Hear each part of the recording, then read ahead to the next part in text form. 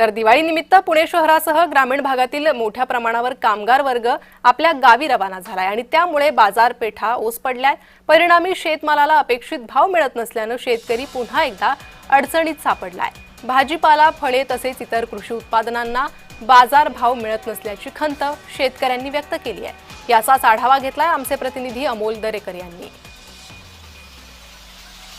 राज्यामध्ये दिवाळीचा सण मोठ्या उत्साहात साजरा करण्यासाठी मूळ गावी कामगार परतू लागलेले आपल्या गावाकडे आणि याचा परिणाम कुठेतरी पुणे शहरातील भागात असणाऱ्या तरकारी बाजारावरती होताना पाहायला मिळत आहे। या ठिकाणी ग्रामीण भागातून शेतकरी मोठ्या प्रमाणात आपला शेतीमाल हा या शेतकरी बाजारामध्ये घेऊन येत असतात आणि मोठ्या प्रमाणात या ठिकाणी ग्राहकांच्या स्वरूपामध्ये शेतकऱ्यांना या ठिकाणी त्यांच्या मालाचा पैसा होत असतो। परंतु दिवाळी निमित्त खरं तर आता येथील कामगार वर्ग मूळ गावी चाललेला आहे आणि याचा परिणाम कुठेतरी बाजारभाव गडगडताना पाहायला मिळत आहे। काय सांगाल? या ठिकाणी वर्षातले 8 दिवस दिवाळी साजरी करण्यासाठी पुण्यातले राहतील सर्व रहिवासी कामगार गावी जातात। गावी गेल्यानंतर या ठिकाणी शेतकऱ्यांचा माल तर तोडायचा थांबवता येत नाही।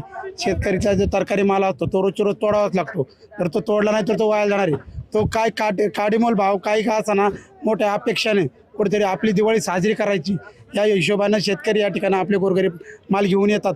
परंतु या ठिकाणी आणलेला माल या ठिकाणी त्यांना जे अपेक्षा आहेत, आपल्या घरी दिवाळी साजरी करायची, मुलांना कपडे घ्यायची, या ठिकाणी फटाकडे घ्यायचे, दिवाळी या ठिकाणी गोड गोड लाडू असतील किंवा गोड दिवाळी साजरी करायची, परंतु जे अपेक्षा आणि जे मनात हे चालू वर्षी कुठल्याही प्रकारच्या अपेक्षा शेतकऱ्यांच्या पूर्ण होणार नाही।